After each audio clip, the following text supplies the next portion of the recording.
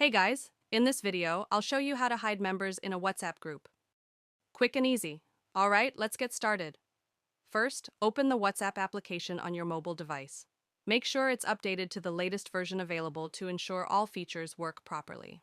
Once you're on the homepage where all your chats appear, tap the plus icon in the top right corner of your screen and select Create a Group.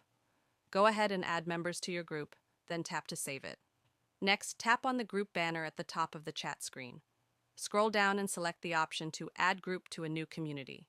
You'll now be prompted to create a new community. Give your community a name and proceed. Here's the key step. Make sure you add members to the community, not directly into the group.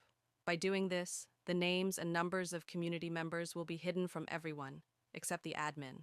This is a great way to protect privacy and keep your group list clean and anonymous. And that's it.